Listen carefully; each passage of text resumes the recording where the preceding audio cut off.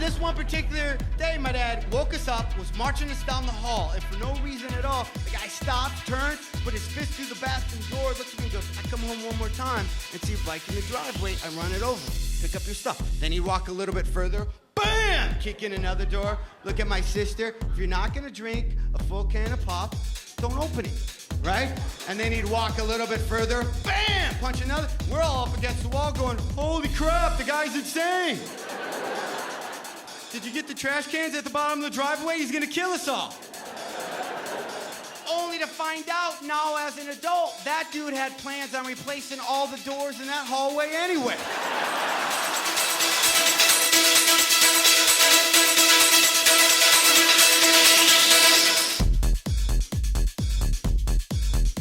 John Heffron. Yeah. Thank you for agreeing to join me. Oh, well, thank you so much. Show here. Thank you. We just started a few months ago, and so far we've been making some great strides. Yeah, it seems fun. You're confident about it. Yeah, nice. You are here for how many days for Stand Up Live? I'm usually here Thursday through Sunday. Usually, so you've been out here before. I am about once every year, once every 6 months maybe. Oh yeah, I think the most we get is like once every year from most comics. Yeah, as a comic, I don't think you want it. If you know, you don't want to go to the same venue like more than that, because cranking out new material, and eventually you can mine that city of all your fans like too much. So I think year's a good time. And then since you've been out here, you wrote an R&B song. Oh no, you wrote your R&B song a couple weeks ago. A couple of weeks ago? Yeah, I had a little idea for it, and then I decided to actually have somebody sing it. It's just one of those things. I do so many little things just because I travel so much and I'm so bored in my hotel room that I just find little activities to fulfill. And then I get obsessed about that activity for however long. And then once that's gone, there's usually something else that pops into my brain as I'm working on that. Okay, and so that's where that was a song. Yeah, it killed a couple weeks of time trying to figure it out. I'm watching YouTube videos to see how you write songs. Well, I didn't know they had YouTube videos. They did. I had to watch them because I didn't want to do that rhyming Dr. Seuss thing, you know. So I was like, I want this. I want some of the words that people go, oh, that was, you know, that was cool. Yeah. I don't want a Lil Wayne, you know, type scenario where just the whole song is just going Right. Or you're yelling out the word bitch every time. Yeah, that bugs me. I like to at least to put a sentence together. I'm gonna release it as a single, for real. What? Just as a single. And I'm gonna get all my fans to buy it in the same day so I can chart on the R&B section of iTunes for like a day. So wait, for like one day. I want a break, like, you know, for maybe like 20 minutes. Wait, so so I assume that you writing an R&B song, which is just wild. You've just blown me away with that R&B song. It's a legitimate R&B song. Yeah, I know. That's a good beat. I know. Like, is that from you living or growing up near Detroit? Like, is that a Motown thing? Yeah, definitely. I think my musical style. Of course, you know, when I grew up, I'm an 80s kid. And I think back then, music was less segregated in as far as programming.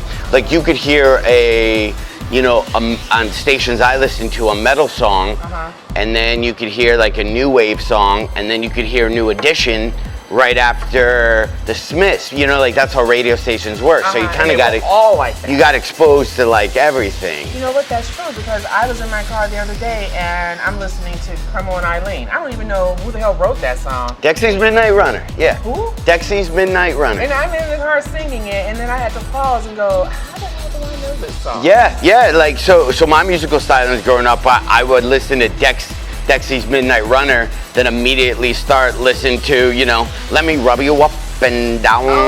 You sing, stop doing what you want. And there was a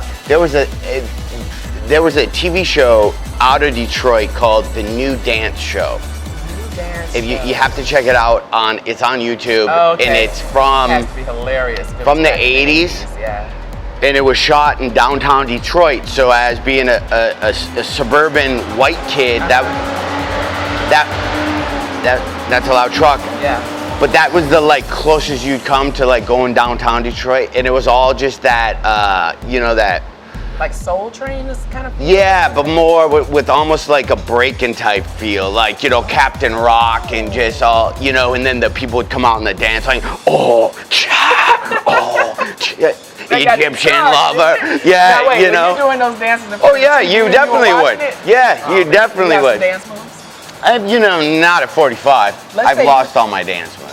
Where'd you lose them? I don't know. You get tired. Oh yeah. I mean, I could Iron still, pills. I could still do a little New Edition, which if it is in love, That's remember, and big. they'd go, Yeah. I do want to feel this. Play. Yeah, Play. yes, he said, yeah, New Edition was easy because they were just like, cool it now, Right, and they did better the same slow it down. moves each song. Yeah, I gotta Like say, Michael for New Edition, no offense to New Edition, they weren't the best dancers a group. I think that was like, I think that was prior to them realizing we should have the groups dance.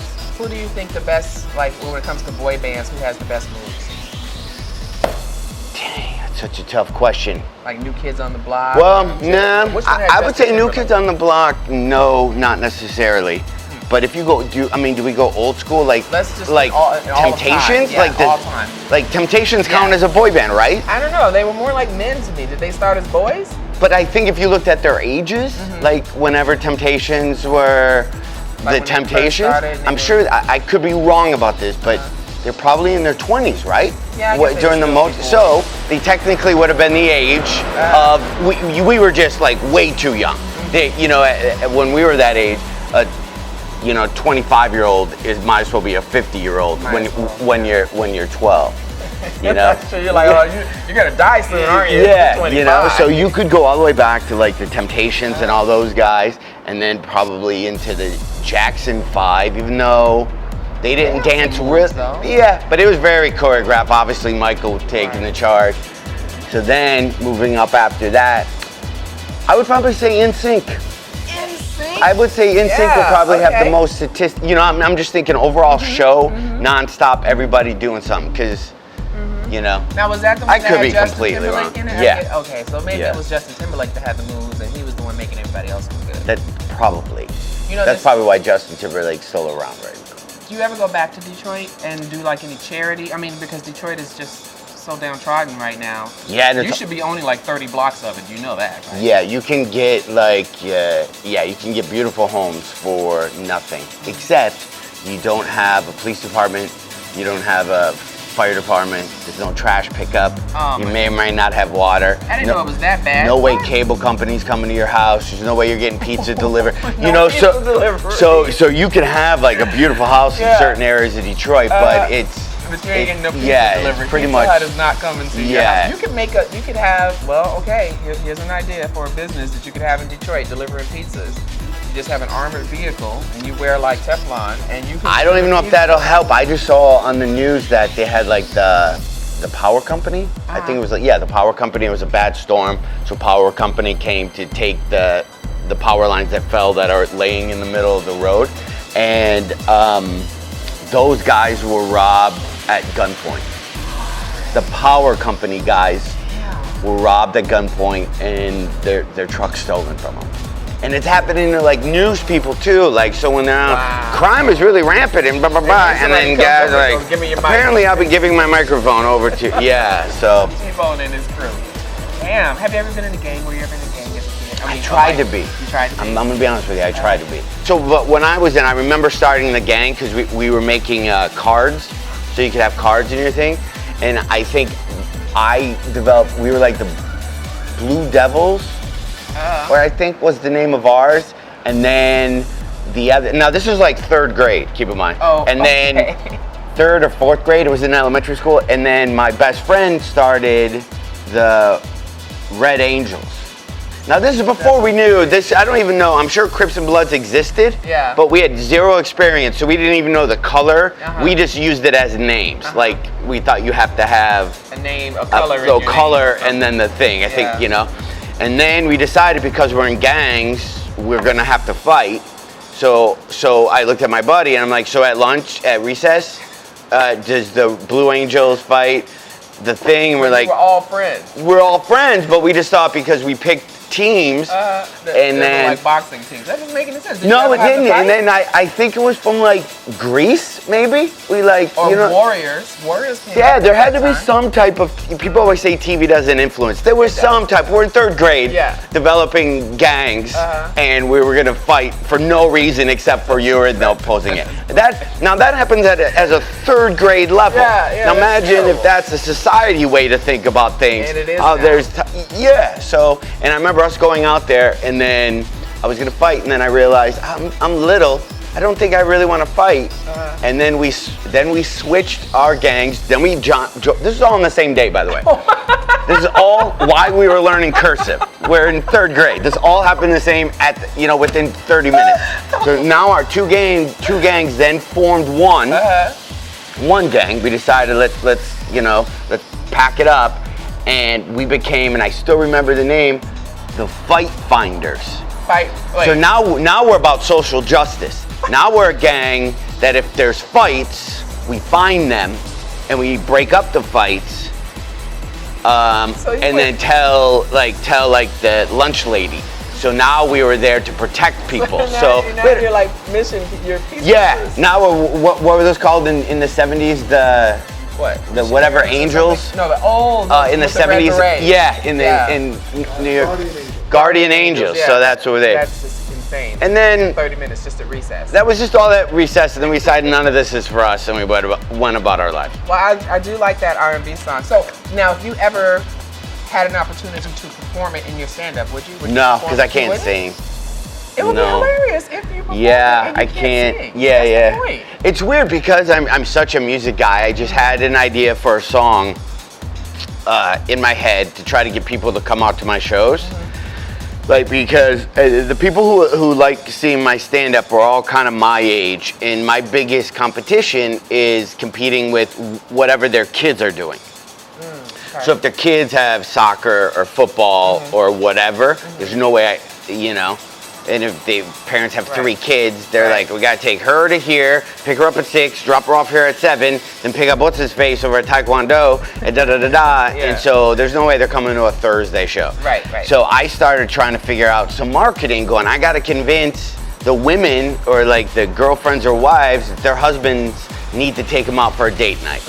That they need to get themselves connected. It's not all about being a chauffeur for your kids. We were the team first. Right. Let's make sure this is solid. Make sure we take and care then of whatever, instead of kind of just being here and then meeting in the middle. So your music, now this song takes on another meaning. It's a meaning. It's not just let's have a date night. It's let's ditch the kids and have a date night. Yeah. So and it was really. So then I did it as and I wrote like 30 seconds of it in some of the lyrics were, let's have a date night, our relationship has been wound too tight. And I had some funny John Heffron, let's go see John Heffron for some laughter. Oh, good. And then when we get home, I think you know what we'll do after. Like, it had this feel. So I was just like, I've never written a song. I don't even, even though I wrote a song, I don't know how to write a song. So I was like this, and then because I'm such an 80s, 90s guy, I was like trying to sing it to my wife, even though I don't know how to phrase songs. Like, if you give me lyrics, I wouldn't know how to turn it into a thing. Right. And then my wife goes, that kind of sounds like old, like In Vogue, or like, and then I'm like, yeah, In Vogue had that type of, you need to change some stuff up, Mr. type like thing, and then I kind of model it. Then I kind of model it off. Wow. But yeah, then I found a professional singer. You did that last week though. I did it last, yeah. So you wrote a song. So I'm already moved on from R&B, and I think it's a legitimate song. Now it's never gonna get played. Well, it actually has been played on radio. Yes, but that's I used to be in radio. That's a whole nother thing. Oh, okay. But so I've moved on from my R&B song to then I had an idea for a country song. Okay. So I'm like, I'm gonna probably this year, I'll probably win a BET award and a CMT award. I'll be the first person in history. You would be the first person to win. Or was it? You think I would? You could. I could. You could. That's crazy. Yeah. That's something to ponder. Okay, so you mentioned that you were in radio. So I know you worked with Danny Bonaducci. I know that he hated you. How long did that hatred of you go on? You know what? He was it was changed hourly with Danny. Oh. He would like me, and then he would be not so fond of me, and then he would like me, and then not so fond. So you never knew what guy you were gonna Was keep it like in mind. bipolar at the time? Yeah, to his, Felt like it? yeah, and I was also 15 years younger. So I was a younger guy then. Like if he was my partner now, we probably have like the #1 show because I know, you know, I'm older as a guy, so you're not as intimidated of another man, you know, so you're not making decisions based on fear or whatever. You'd be like, brr, brr, brr. You know, you handle stuff like an adult. So, you know, but it was still a fun time. I was in, you know, I was a young kid, you know, in Detroit. We had a #1 radio show, so any concerts that came into town, I always got to go to, you know, like, so I, you know, got a lot of those perks. I remember seeing Prince play Purple Rain on his guitar, like, I could touch it. Oh my and God. I had chills the whole time. I'm just, you know, Who's watching. the one person that you met or that you haven't met that would just make you want to just pass out? Who's the one most famous celebrity that You know what, I've sat next to a lot of, like, just on flights because I travel 46, you know, weeks a year. So I've sat next to a lot of famous people, and I never get overly like, it's that person. Like if it's an actor, I'm like, hey, and I never start small talk with them unless they kind of bring it up to me, just because I get it, you know. But I would love to hang out with for like an afternoon or just talk to Sade. Really? Yeah. Does she still perform? She does like concerts every, and don't quote me on this, but every like 10 years.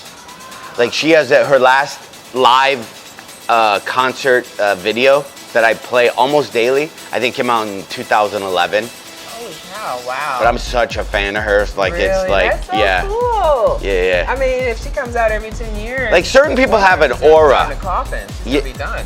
Well, she's got to be in her 50s now or She's something. probably older than that. You think? I saw on her video, she doesn't look like it. Yeah, which is scary. Which like kind of she looks like. But certain people have like auras about them. You know, like some people you could care less about. Like my wife does a lot, or used to do a lot of catering for like high-end, crazy high-end people like Madonna, Bette Midler, Elton John. So she'd be at those events with those type of people, and she'd always come back and she would say the people who are like, this person's a nightmare. Like she won't listen. Like if a Madonna song comes on, click.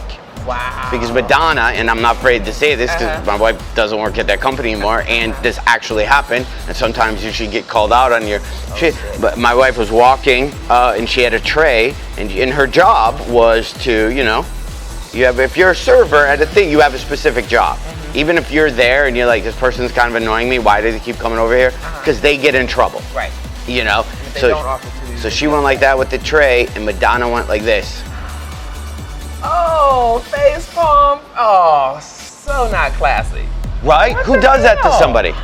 To like at any level. Like if we were at a restaurant that was actually open and we had a server and she came over to see if we want to eat food, and while I'm talking, I would do that. Right. I would be one of the dickiest human beings on earth, regardless. Like that. And you'd be getting spit in your water when you. But then she goes, but then people like, my wife met my other idol, Sting. Sting and his wife were there, and she said both of them just had this thing. They got up and they started talking to me, and they're like, "You look really pretty." Like, oh my, you're like, what?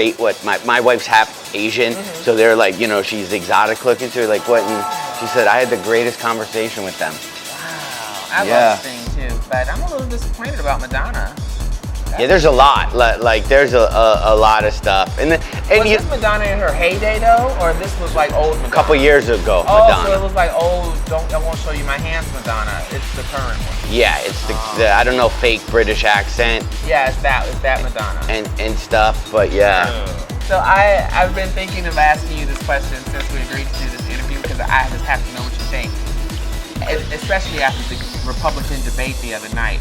What do you think would happen if Donald Trump managed to become president? You know what? I was actually thinking about that to think there's a chance he could. Like normally you would go, nah, people are in like the rules that apply, like remember like all the other guys, he's not very presidential. He said shit or something. And Trump, all this crazy stuff that he's saying, you're just like, but people, I don't know.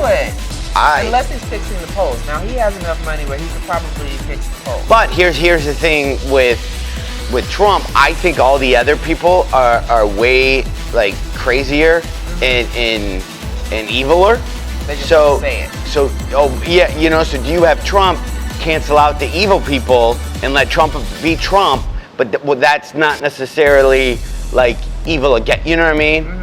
Like, against you, he'll just be like, I don't know. I think if he went to a diplomatic meeting, that he would call somebody stupid, and we're all fighting because of him. Exactly, he'll start wars. He's like that one drunk guy that you take to the club with you that pops off, and then you and all your crew, everybody's fighting because of this guy, and we're like, why is Ron? Now we got to invade Canada because you called Canada wussies. We had no problem with Canada. Exactly, he already pissed off Mexicans. He's gonna have everybody mad at him. Yeah. Who do you think And he lives all safe in New York. I live in California. It's like, Trump, can you not get the cartel that mad at Americans? Because we're right here. Right. And they come through here And he's not building the wall. He's not doing, none of that is happening. So I don't know. I think he's effectively dividing the Republican Party though. Because the usual Tea Party supporters would go with whatever Republican is running. But if he doesn't get the Republican nomination, he's just going to be independent. So he'll pull those extra votes away. Yeah, it's funny how fast they turn on themselves. Like that Megyn Kelly asked him some tough questions, and but there's a petition being signed to have Megyn Kelly off the things because she was rude to Trump. But if Megyn Kelly was talking to Obama and asked those tough questions, people would be like, Obama can't handle tough questions. Yeah. Megyn Kelly's just asking the stuff we want to know. Like, it's just so you're like, oh my God, did you all drop out of third grade? That all of you just decided education was not important. All I have to be is an American. And not even in my stand-up, I never bring up politics. One, I'm not that smart, and I can't defend myself if I get heckled but I do think though, every 4 years, your spouse should have to run for re-election. Your spouse?